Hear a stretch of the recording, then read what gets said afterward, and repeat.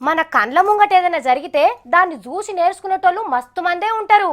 ఇగో మొన్నగా కేరళ అసెంబ్లీలో ఎమ్మెల్యేలు రౌడీలు గూండాలే భయపడి శిశి అని సిగ్గుపడేటట్టు చేసిండ్రు.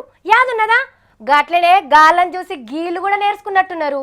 ఇప్పటి సంది అసెంబ్లీ అంటే జనం సమస్యల మీద మాట్లాడతారనుకుంటే తప్పు. రెజ్లింగ్కు కుస్తీ పోటీలకు కరెక్ట్ జాగా అని తెలుసుకోవాలి. తట్టెడు బురద ఊసుకున్నాడంటే మేం తక్కువనా? మేము బుట్టెడు ఊసుకుంటామనేటోళ్ళే తయారైతున్నారు ఇయ్యాల రేపు. ఇగో చూడుండ్రి, మన దేశంలో కొස්සరి కొమ్మలుండే జమ్మూ కాశ్మీర్ అసెంబ్లీలా ఎంత పద్ధతిగా మర్యాదగా మీటింగులు పెట్టుకుంటాన్రో.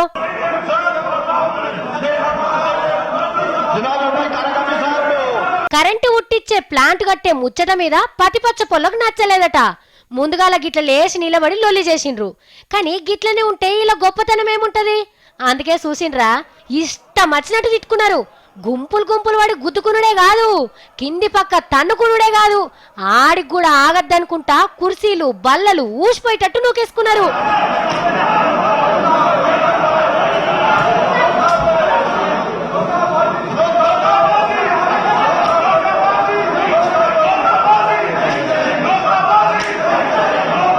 కానీ మన కాడ అసెంబ్లీలో అయితే తిట్టినట్టు మాట్లాడుతుంటేనే వాళ్ళను చూపెట్టనియాడు స్పీకర్ సారు.